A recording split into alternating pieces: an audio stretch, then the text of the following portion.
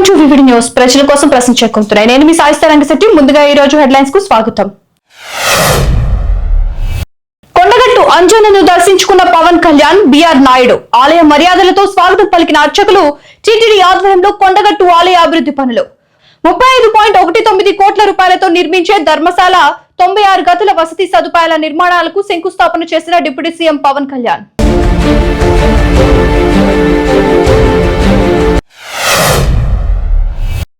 అల్లూరి ఏజెన్సీలో పెరుగుతున్న చలి తీవ్రత. పాడేరులో 8, అరకులో 9 డిగ్రీల కనిష్ట ఉష్ణోగ్రతలు నమోదు.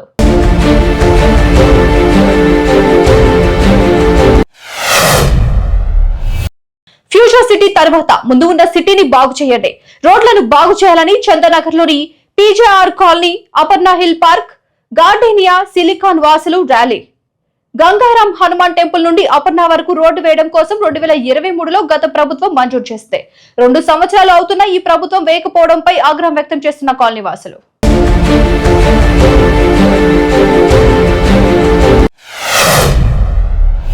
రంగారెడ్డి జిల్లా శంషాబాద్ విమానాశ్రయ ప్రాంతంలో దట్టమైన పొగమంచు కమ్ముకుంది. దీనివల్ల విమానాశ్రయానికి వెళ్లే రహదారిపై రాకపోకలకు తీవ్ర అంతరాయం కలుగుతోంది. రోడ్లపై విజిబిలిటీ తగ్గడంతో వాహనదారులు హెడ్ లైట్లు వేసుకుని నెమ్మదిగా ప్రయాణిస్తున్నారు. పొగమంచు ప్రభావంతో విమానాల రాకపోకలకు ఆటంకం ఏర్పడి పలు విమానాలు ఆలస్యంగా నడుస్తున్నాయి.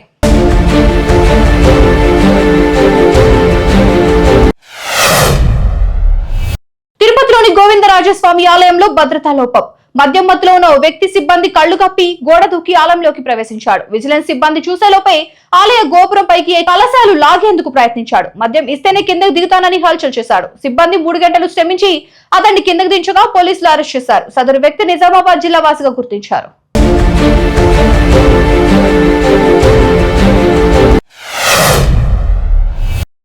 మెక్సికోలో 6.2 తీవ్రత భూకంపం. రెక్టర్ స్కేల్ పై 6.2 తీవ్రతతో భూకంపం సంభవించగా మెక్సికో రాజధానిలోనూ ప్రకంపనలు నమోదయ్యాయి. సాన్ మార్కోస్ టౌన్ సమీపంలో భూకంప కేంద్రాన్ని అధికారులు గుర్తించారు.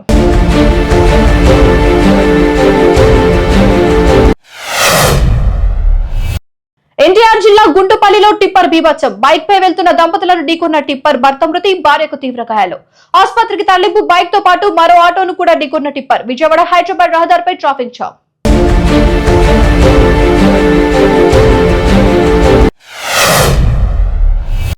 గురుకుల పాఠశాలలో 7వ తరగతి విద్యార్థిని అనుమానాస్పద మృతి. సిద్దిపేట మండలం మిట్టపల్లి కస్తూర్బా గాంధీ బాలికల గురుకుల పాఠశాలలో 7వ తరగతి విద్యార్థిని హర్షిత అనుమానాస్పద మృతి.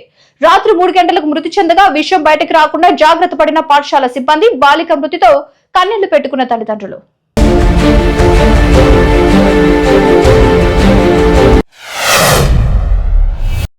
చలిలో తెల్లవారుజాము నుంచే యూరియా కోసం రైతుల పడిగాపులు. వరంగల్ జిల్లా చెన్నారావుపేట మండలం సూరిపల్లి గ్రామంలో ప్రాథమిక ఉన్నత పాఠశాల దగ్గర యూరియా కోసం తెల్లవారుజాము నుంచే యూరియా కోసం రైతుల పడిగాపులు.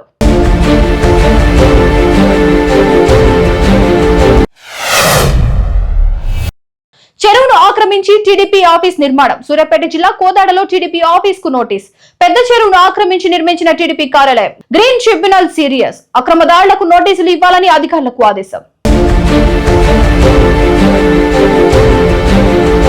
చూసారు కదా, ఇవి హెడ్లైన్స్. మరిన్ని హెడ్లైన్స్ కోసం చూస్తూనే ఉండండి వివిడి న్యూస్. ప్రజల కోసం ప్రశ్నించుకుంటున్నాయి.